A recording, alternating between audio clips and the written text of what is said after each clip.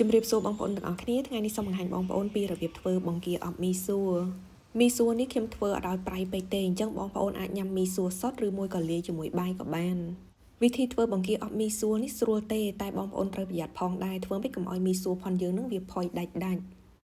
តោះយើងនាំគ្នាមកមើលគ្រឿងផ្សំសម្រាប់ធ្វើបង្គាអប់មីសួរអញ្ចឹងនៅក្នុងនោះខ្ញុំបានបន្ថែមស្ពៃក្តោបបន្តិចជីវ៉ាន់ស៊ុយស្លឹកខ្ទឹមខ្ញីបង្គាខ្ញុំដាក់ប្រហែលជា15គ្រាប់ខ្លាញ់ជ្រូកខ្ញុំប្រើចំនួន2ដុំចំណែកខ្ទឹមសខ្ញុំប្រើ4កំពឹសមីសួរនៅស្ងួតនេះមានទម្ងន់2ខាំកន្លះគ្រឿងផ្សំបន្ទាប់ទៀតមានដូចជាទឹកស៊ីអ៊ីវខ្មៅឬក៏ទឹកស៊ីអ៊ីវខាប់ទឹកប្រេងខ្យងទឹកស៊ីអ៊ីវទឹកយើងធម្មតាហ្នឹងម្រេចម៉ត់នេះគឺសំខាន់មែនទែនជាចុងក្រោយគឺជាស្ករត្នោតបើសិនជាបងប្អូនអត់មានស្ករត្នោតទេប្រើស្ករសក៏បានដែរឥឡូវនេះយើងមកចាប់ផ្ដើមជាមួយនឹងមីសួរមុនគេជាដំបូងបងប្អូនត្រូវយកមីសួរហ្នឹងមកដាក់ត្រាំទឹកហ្នឹងគឺយើងប្រើទឹកត្រជាក់ធម្មតាទេហើយបងប្អូនត្រាំតែ6ទៅ7នាទីបានហើយ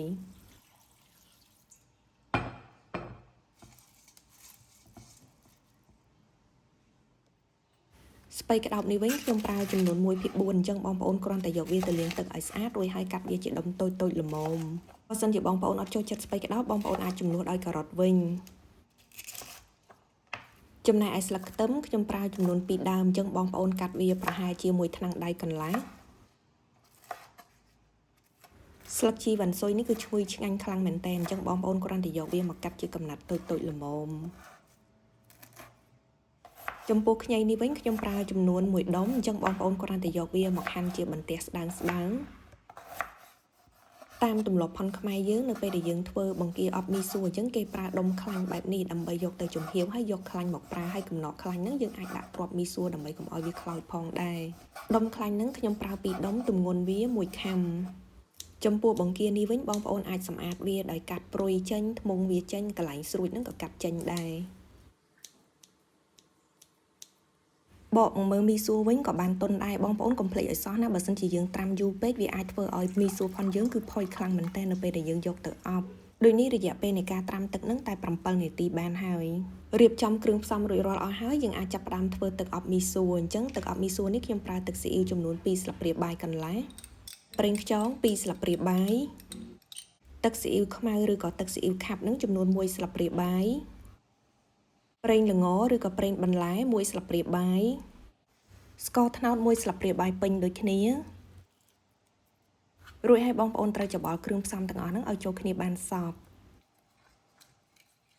បន្តមកបងប្អូនអាចបន្ថែមទឹកធម្មតានឹងចំនួន8ស្លាបព្រាបាយច្របល់ចូលគ្នាម្ដងទៀតរួចហើយបងប្អូនអាចយកមីសួរហ្នឹងមកដាក់ចូល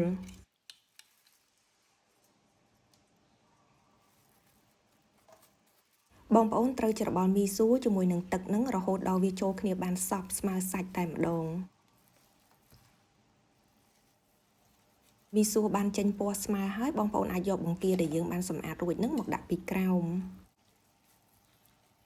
អញ្ចឹងបងប្អូនអាចផ្អាប់វាទុកបែបនេះប្រហែលជា10នាទីអីទៅចាំយើងចាប់ផ្ដើមយកវាទៅអប់ចាឥឡូវនេះយើងអាចចាប់ផ្ដើមអប់បានហើយអញ្ចឹងបងប្អូនត្រូវយកដុំខ្លាញ់ហ្នឹងមកចំហៀវឲ្យវាចេញខ្លាញ់មក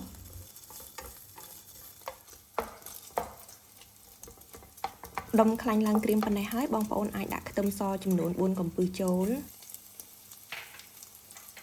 ខ្ញីប្រហែលជា6ទៅ7ចំណិត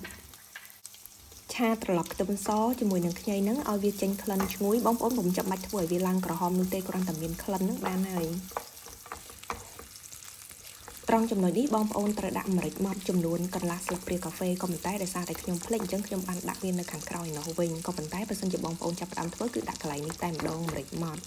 ដូចនេះមុននឹងយើងចាក់មីសួរចូលទៅបងប្អូនត្រូវពង្រាយបាតខ្ទះបែបហ្នឹងចាំយើងចាក់មីសួរចូល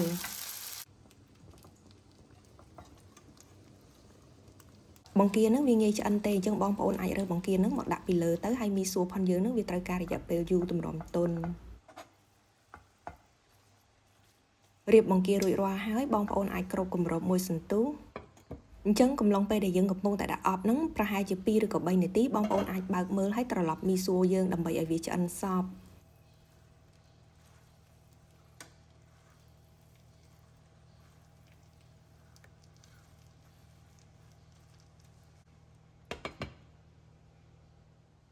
នៅពេលដែលមីសួរទុនស្មើសាច់ចេះហើយអញ្ចឹងខ្ញុំបន្ថែមនៅម្រេចម៉ត់ចំនួនកន្លះស្លាបព្រាកាហ្វេតាមពិតយើងត្រូវដាក់តាំងពីដំបូងដោយសារតែខ្ញុំភ្លេចច្របល់ម្រេចម៉ត់ជាមួយនឹងមីសួរនឹងឲ្យចូលគ្នាបានសព្វរួចហើយយើងរើសបង្គាមកដាក់ពីលើទៀតបន្ទាប់មកយើងបន្ថែមនៅស្លឹកខ្ទឹមជាមួយនឹងជីវ៉ាន់ស៊ុយ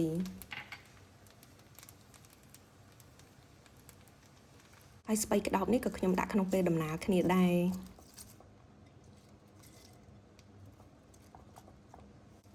រៀបចូលអស់ហើយបងប្អូនគ្រាន់តែទាញមីសួរនឹងមកគ្របពីលើគ្របគម្របប្រហែលជា2ឬក៏3នាទីទៀតកំឡុងពេលកំពុងតែអប់មីសួរនឹងបើសិនជាបាតខ្ទះយើងស្ងួតពេកបងប្អូនអាចបន្ថែមទឹកធម្មតាបន្តិចទៀតបានចានៅពេលនេះមីសួររបស់យើងធ្វើបានរួចរាល់ហើយវិធីធ្វើមីសួរគឺងាយស្រួលមែនទែនអញ្ចឹងក៏សូមអរគុណច្រើនចំពោះការទស្សនាវីដេអូមួយនេះហើយប្រសិនបើបងប្អូនមានយោបល់ឬក៏សំណួរអ្វីអាចសរសេរជា comment នៅខាងក្រោមវីដេអូនិងចាំជួបគ្នានៅក្នុងមុខម្ហូបឬក៏បង្អែមបន្តទៀតអរគុណច្រើនជម្រាបលា